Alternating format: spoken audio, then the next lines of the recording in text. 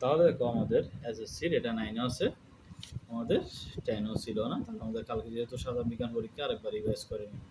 এটা হচ্ছে সমান্তরাল বর্তনী, এটা হচ্ছে সিরিজ বর্তনী, এটা 1 2 এভাবে দেওয়া থাকবে।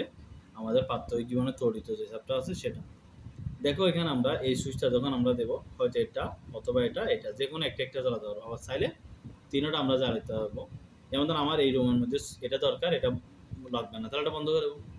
তাহলে আমার যেটা দরকার সেটা জ্বালাতে পারবো, আর যেটা বন্ধ করে সেটা বন্ধ করে দেবো। এটা হচ্ছে সমান্তরাল বর্তনীর সুবিধা।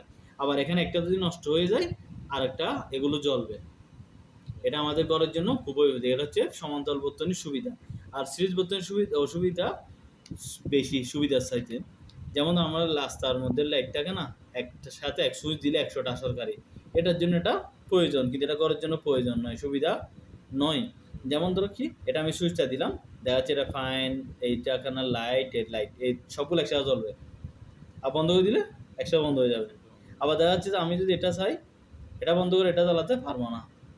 আবার দেখা যাচ্ছে এটা নষ্ট হয়ে গেছে, এই দুটোটাও জ্বলবে না, এটা নষ্ট হয়ে গেছে এটাও জ্বলবে না, তাহলে এটা অসুবিধা না। তাহলে আমাদের ঘরতে পৌঁছানোর ভিতরে কোনটা ঘরের জন্য সুবিধাজনক, তাহলে আমাদের ঘর সুবিধা অসুবিধা বলার পরে বলো যে এটা সুবিধাজনক, কারণ এটা আমরা যখন যেটা জ্বালাতে চাইবো সেটা জ্বালা দেওয়া, যেটা বন্ধ চাইবো সেটা বন্ধ করতে হবে। ঠিক আছে।